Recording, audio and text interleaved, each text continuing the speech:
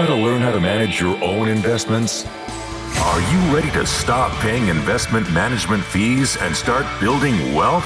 The DIY Investing Podcast is dedicated to providing you with the knowledge, skills, and resources you need to be a better investor. Learn how to make investments through the use of fundamental analysis, mental models, and business management insights. Now, here's your host, value investing expert, Trey Henninger.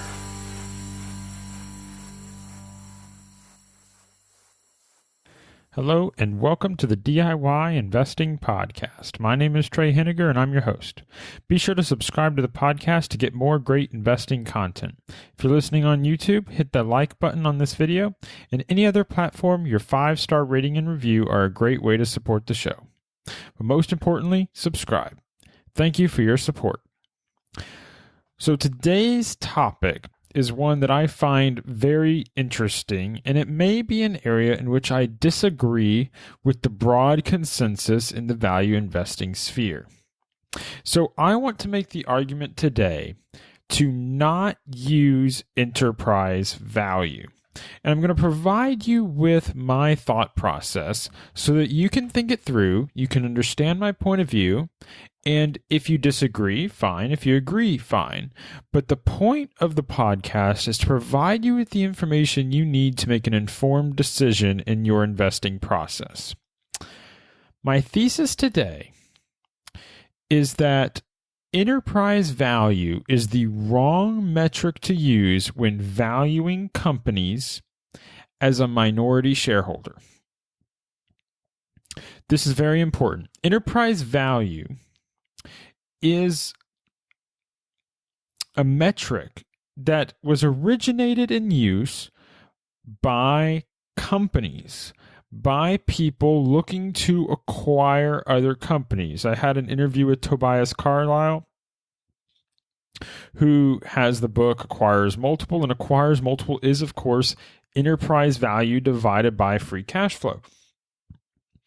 That is the method commonly used by acquiring companies in order to determine how to value a new company. But it is my assertion that you should not be using that metric. So what is enterprise value? Maybe you've heard of this before, maybe you haven't, but the enterprise value definition is quite simple. You take the market cap and you either add net debt to equal enterprise value, or you subtract net cash to get enterprise value. So very simply, let's say you have a company whose equity value, so if you take all the shares of stock, because market cap is all the shares that's outstanding times the share price. So let's say we have 100 million shares outstanding and the share price is $10 per share, then your market cap is $1 billion. Because 100 million times 10 is 1 billion. Now let's say also that the company has $500 million in debt. Then the enterprise value for the company is $1 billion market cap plus $500 million in net debt, which is equal to $1.5 billion. And that would be the enterprise value. But let's reverse it now. And let's say that instead of having $500 million in net debt, the company has $500 million in net cash. So in this case, the enterprise value would have you subtract the cash from the market cap.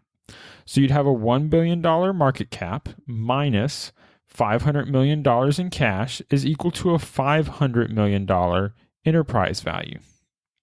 So the difference in these two enterprise values is significant. On the one hand, with $500 million in cash, you have an enterprise value of $500 million.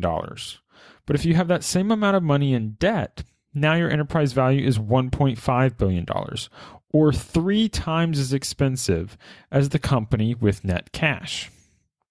So therefore, it'd be quite easy to understand why corporate takeovers enterprise value is useful.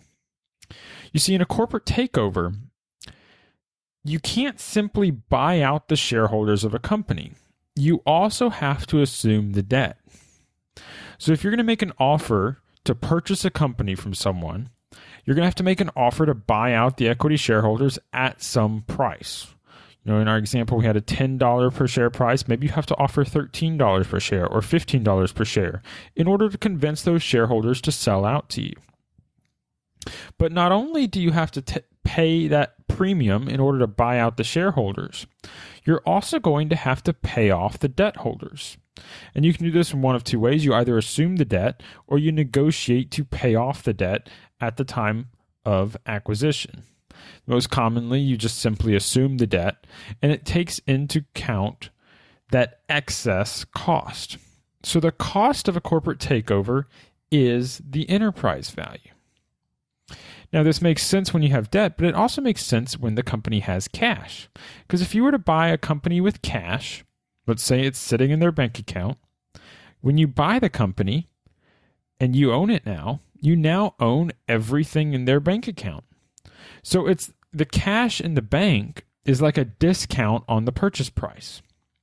So enterprise value can be either a discount on the market cap or a premium to the market cap based upon how much cash or debt is available. Now, I've explained why you might use enterprise value if you're a corporate takeover or if you're purchasing an entire company. But most of you listening to my show are not actively buying entire companies. If you are, feel free to give me a call. I'd love to talk to you. It'd be great to interview for this show. But if you're not, and I'm certainly not, at least not at this time, it's a different situation. Now you're a minority shareholder. You don't have control of the company. You don't have control of the debt. And you don't have access to the bank account. So all that should matter to you is how much the equity is worth. Now, you should still care if the company has cash, and you should care if the company has debt. But those can get in the way of doing a proper valuation. If you try to value the company using enterprise value, it's going to lead you astray. I don't think you should use enterprise value because you're not an acquiring shareholder. You're a minority shareholder, and the differences are absolutely key. As a minority shareholder, you cannot make a decision to take cash and pay off debt. You cannot make the decision to take cash and pay out a dividend. You cannot make the decision to take cash and reinvest in the business, and you cannot make a decision to take cash and buy back your stock. Those capital allocation decisions are vitally important to the outcome of your investment, but you don't make any of them. Instead, as a minority shareholder, the only thing you can do is outsource those decisions to the board of directors, who then hires a CEO and CFO to make those decisions for you. So the selection of the board and the selection of the CFO and CEO are critical decisions that will affect the returns on your investment. But it also means that using enterprise value is going to lead you astray. And this is why. When you use enterprise value, there are two different situations we need to consider. The first situation is when debt is greater than cash. So when debt is greater than cash, you're going to have to use the enterprise value definition of market cap plus net debt. And when you do that, you're going to say that the company is a higher cost than it would be if you simply used market cap. So in this situation, I think it's reasonable to still use enterprise value because you are punishing the company's valuation due to the presence of debt, which I think is reasonable. In the past, I have not done so. In the past, I've only used market cap for companies that have debt, and I've talked about them in terms of either free cash flow or owner's earnings in relation to or in multiple to the market cap, ignoring the amount of debt on hand. This would be using something like a PE ratio instead of a ratio based upon EV to free cash flow or something along those lines. And this is critically important because the leverage inherent in the debt adds additional risk to a company. And I have found over time that the presence of debt or net debt on a balance sheet is higher risk than I would have expected. It results in more negative outcomes than I would have expected. So if I were going to value a company with net debt, I would still use enterprise value. But most importantly, I wouldn't buy the company at all. So even in this scenario where I think it would be reasonable to use enterprise value for the valuation, I don't think you should do so because I think the risk inherent in investing in companies with leverage and net debt is not worth it. There are other companies out there that have net cash and are safer while still offering similar upside returns. So I think you can do better than investing in companies with net debt. So let's talk about the other situation now. When cash is greater than debt. So when cash is greater than debt, the formula for enterprise value would encourage you to take the market cap and subtract the net cash. So in our example, we had $1 billion in market cap, and we subtracted $500 million in net cash to say the company is worth $500 million. Now, I think this is a mistake as well. When you have cash greater than debt, I would encourage you to still use market cap instead of enterprise value. Why would I do this? I would do this because it's going to be more conservative. And I think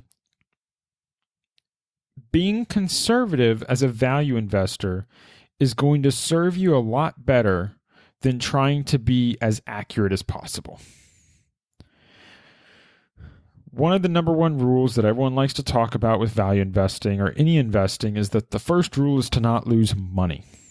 And I think this is critically important, but people always say, oh yeah, don't lose money, but then they don't talk about what that actually means. And one of the things that means to me is that you don't take risks that you don't need to.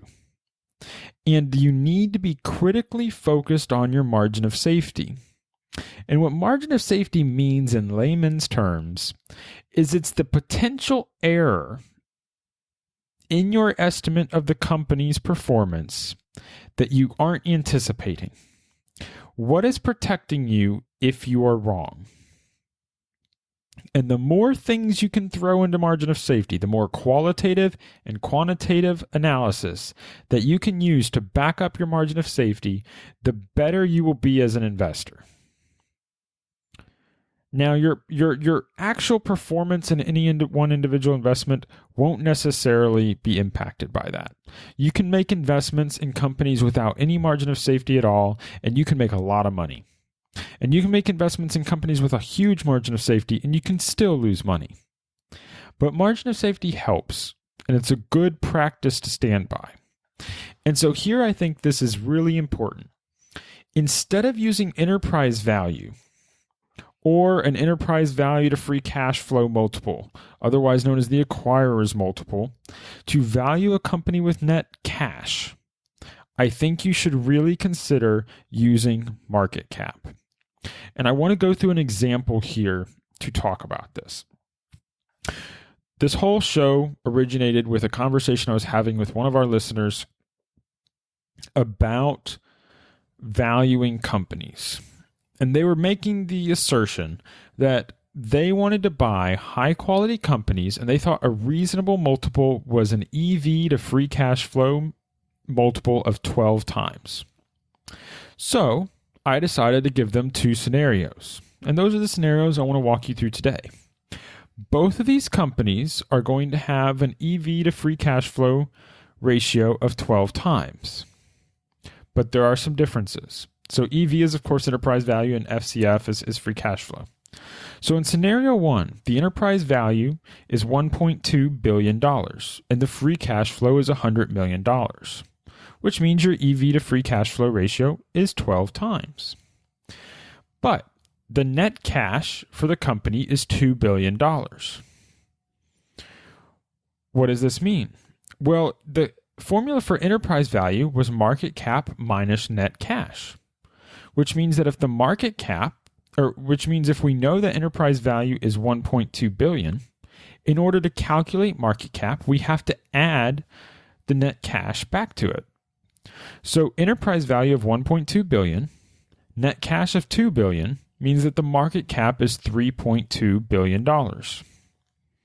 In scenario 1, you have a company here that we're going to assume is growing at 2% per year. So let's talk about scenario 2. In scenario 2, your company is also growing at 2% per year. The company also has an enterprise value of $1.2 billion. And the company also has a free cash flow of $100 million. So the enterprise value to free cash flow valuation of 12 times is identical between the two scenarios. The difference is in the amount of net cash on the balance sheet. In scenario 1, we had net cash of $2 billion, but in scenario 2, we have net cash of $100 million, which means that instead of a market cap of $3.2 billion, in scenario 2, the market cap is $1.3 billion. Both companies have growth of 2% per year. So what is the key difference here? The companies have identical free cash flow. The companies have identical enterprise value. But they have different amounts of net cash. If you use a valuation method of EV to free cash flow of 12 times, this can cause you a problem because these two companies are not identical in the margin of safety available. On the one hand, you might say, well, scenario 1 has a high margin of safety because I have $2 billion in net cash. That's a lot of money. But you're paying for it with a higher multiple on the free cash flow. So if we say interchangeable here, like free cash flow is interchangeable with earnings, you're paying an earnings ratio of 32 times in scenario 1, but only 13 times in scenario 2. That's because less of the balance sheet is set aside for cash in scenario 2, so it's a more efficient company. It's able to earn the same amount of free cash flow with less excess cash on the balance sheet. Now, there's many reasons for this. This could be the same company, just with two different management teams. One management team preferring to be very conservative and holding a lot of cash, and the other management team having decided to give the cash out to shareholders. So the question I have for you is, if you were looking at these two companies, do you think, and you had to hold these companies for 10 years, do you think your expected returns are equivalent? I think the answer is very clearly no.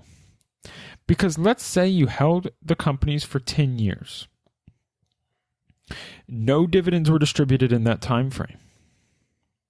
Now, after 10 years, in both scenarios, the enterprise value of the company are the same. They both increased by $1 billion because the free cash flow of the company was $1 billion over 10 years. I'm taking out the growth for a second to make the math easy, but it's basically an extra $1 billion in enterprise value for each company. The difference is that $1 billion in increased value for scenario 1 is only a 30% increase in market cap, which means the investor in scenario 1 would only experience 3% annualized returns over that time period. Meanwhile, the investor in scenario 2 would experience returns closer to 10% a year because the value of the company would grow on the range of like 80 to 90% over that time period, because it's going from $1.3 billion in market cap to $2.3 billion in market cap instead of 3.2 to 4.2. The difference there is huge. Now, obviously, these companies would still probably have some sort of dividend policy, but they might not. They might have some sort of buyback policy. They might not. But the key point here is that the amount of net cash you carry on your balance sheet matters. Capital allocation matters. And most importantly, by using EV to free cash flow, you're going to come into situations where two companies might be valued identically on an EV to free cash flow basis, but one may be much more expensive on a PE ratio basis or a market cap basis than the other. Now you could say, okay, well, this isn't fair because there's obvious differences here, and you would notice those differences. Perhaps. But I see this all the time when I hear other investors' pitches. They will pitch companies on an EV to free cash flow basis that have this exact problem. Your EV to free cash flow is at an 8% yield in scenario 1, but your market cap to free cash flow is at a 3% yield. And so what happened over a 10-year time period is you earned 3% annual returns instead of 8% annual returns. And that is a huge difference.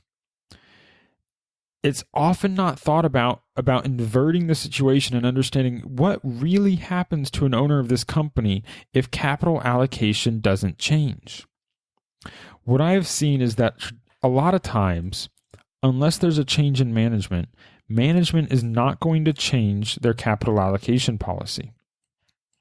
If they are conservative, they are going to stay conservative. If they're aggressive, they're going to stay aggressive. And if they're making capital allocation decisions you don't agree with, they will probably continue to make capital allocation decisions you don't agree with.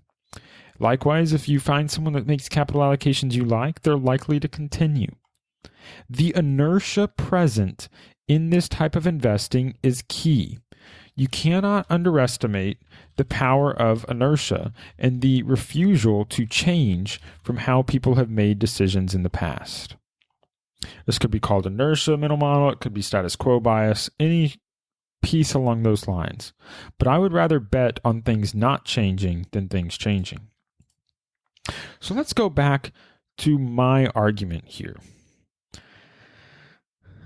The key thesis here is that instead of using enterprise value, I would rather use market capitalization and have excess cash be part of your margin of safety. That applies for when cash is greater than your debt, you should be using market cap. On the other hand, when debt is greater than cash, while enterprise value is the proper theoretical method of valuing the company, I would rather skip it and move on. This is what I call my net cash or skip investing approach. There are plenty of companies out there that have net cash and offer really good investment returns. There's no need to settle for companies that are leveraged in order to get sufficient investing returns. And the problem is, companies that are leveraged usually don't have the option of becoming more leveraged while you own them. They're much more likely to deleverage while you own them. And a company that is deleveraging is going to offer poor equity returns compared to a company that is able to leverage up.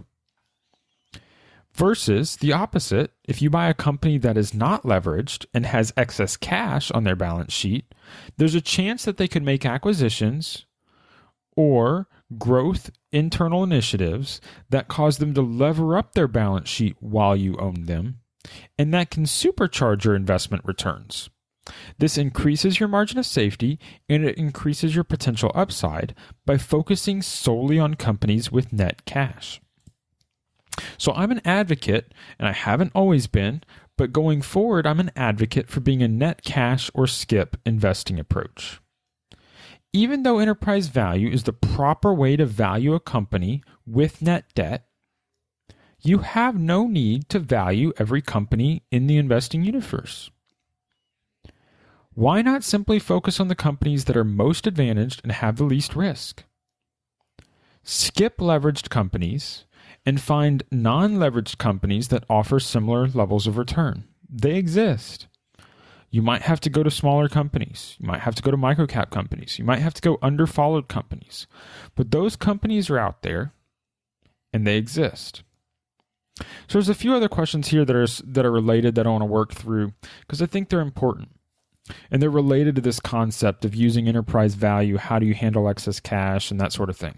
So one of the questions that came up was, should you calculate return on invested capital, or ROIC, with cash or without cash? Well, the obvious answer is you can do both. If you calculate return on invested capital without cash, you will have a better idea of the underlying business that currently exists at the company. And that business, the ROIC calculation in that case will tell you what the business itself is producing in terms of returns, without consideration for current management. But what I prefer to do is to calculate return on invested capital with excess cash involved. What this does is it punishes the company's potential returns based upon the amount of excess cash that management considers necessary to protect the business from downside. This gives you the returns of the business exclusive to the current management team. And this is important because if you calculate ROIC without excess cash, you're likely to overestimate your potential returns. But if you calculate it with excess cash, you're likely to underestimate potential returns. I would much rather underestimate my returns than overestimate them. So it's a conservative approach. The next step is excess cash bad? Does a company holding excess cash mean the company is a poor capital allocator? No, I think in almost all cases, holding too much excess cash lowers the returns of a company. The immediate counter argument is going to be, well, what about Warren Buffett? He holds so much cash and look at his returns. I think Warren Buffett here is probably the exception that helps prove the rule. Warren Buffett is an exceptional capital allocator. The average CEO is not. If you're looking at a random company, the odds that the CEO of that company is as good of a capital allocator as Warren Buffett is extremely low. Which means if you give credit to them holding excess cash, like you give credit to Warren Buffett holding excess cash, you're likely to be making a mistake. So I would much rather assume that a company holding too much excess cash is a poor capital allocator and move on accordingly, or not give too much credit for that cash, than to give credit for cash that may never enter my pocket or never earn an adequate return. And even Warren Buffett is likely to admit that he's probably held too much cash over the course of the last decade, and that more of the cash should have been invested or returned to shareholders in the form of buybacks instead of sitting on the balance sheet for so many years. Whether he'd admit that or not in public, I'm not sure. But the excess cash has certainly lowered the potential returns of Berkshire Hathaway. Now, I'm not opposed to holding cash as a cushion for downturns.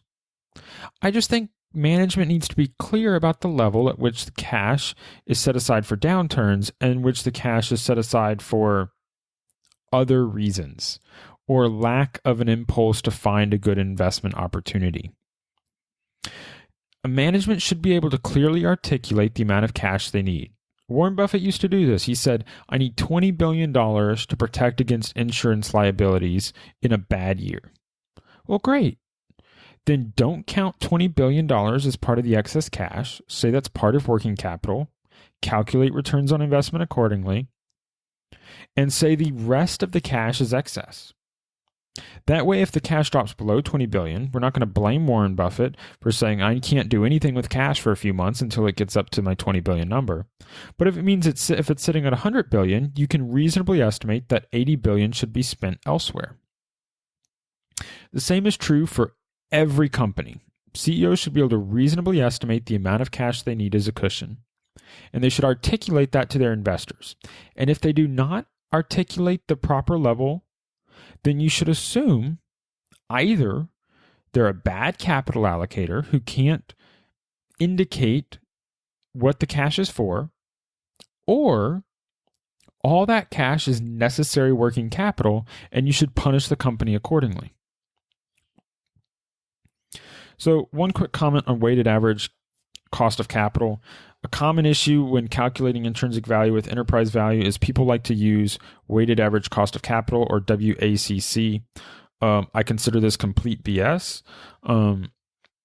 This is a common part of modern portfolio theory, the efficient market hypothesis, this idea that cost of equity and cost of debt have different amounts.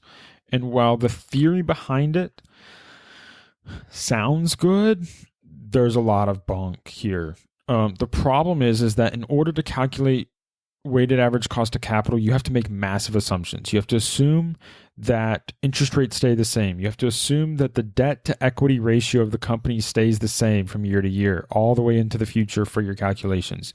You have to assume that you can predict the future of interest rates, predict the future of capital allocation, predict the future of shares outstanding changing, equity changes, debt changes. These predictions are impossible to make. So even though you can create a nice theory that sounds good and looks like it has good math, it's complete bunk. Anyone using weighted average cost of capital, this is your warning. You should probably learn a different method, because you need to readdress the assumptions that are underlying that theory. They're out there, they're explicit about them, and when you realize that the assumptions are crap, you can change that. And you should understand that if you have bad assumptions, you're going to get bad results. And the other piece is, why even bother valuing debt? Simply value the equity, use the cost of equity, which should be equal to your discount rate, which for me is 10%. And then you can add the face value of the debt back to the company to get enterprise value if you choose to do that. Again, I don't encourage it. I think it's going to lead you astray. I think you're going to end up buying riskier companies if you use enterprise value, but that's your warning. So I'm not opposed to excess cash as a cushion, but I don't think you should give too much credit for it. You know, the common saying is that a bird in hand is better than two in the bush. The cash in your pocket, the cash in your portfolio should be worth more to you than the cash in a company's balance sheet. It would be an absolute mistake to value $1 on the balance sheet of one of your companies as equivalent to $1 of portfolio value for you. Now, you should want companies to turn every dollar they have invested into being worth more than $1, and that's absolutely great, but you should not assume so in your valuation. You should only buy companies that are doing that, but assuming so in your valuation lowers your margin of safety. So the key message here is very simple. Be conservative. Don't give managers credit where they don't deserve it. So I'm going to give you a few different statements here that I think are useful guidelines for how I'm thinking about investments. I want them to be easily quotable, one, so you can share them.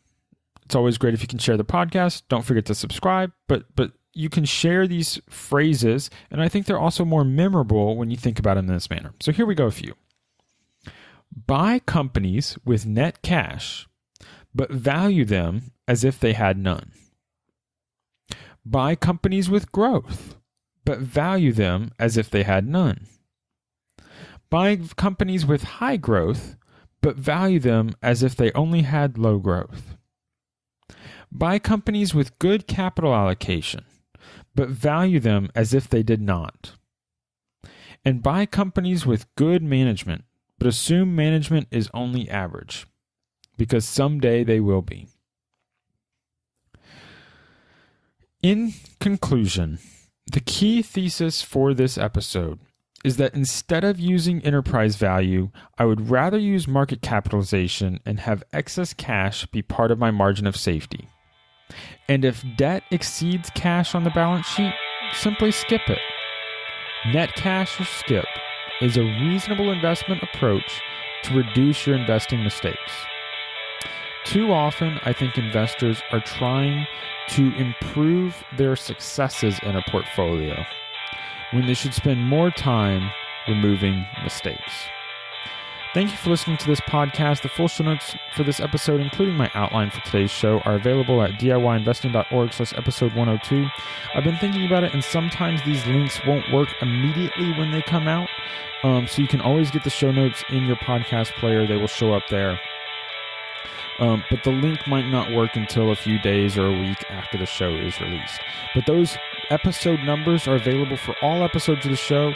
And so if you're looking for a specific episode from the past, you can always go to DIYinvesting.org/episode and then insert the episode number. Please remember, this is a listener-supported podcast. If you gain value from today's content, please consider supporting the show financially as a patron. You can become a patron at DIYinvesting.org/PATRON. Your financial support is what allows me to continue creating this free investing content. Thank you for listening, and until next time, stop paying fees, start building wealth.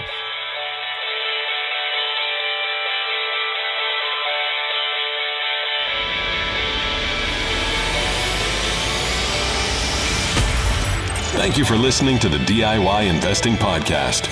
Please visit our website and subscribe to our email list at DIYinvesting.org for guides, videos, and resources to help make you a better investor.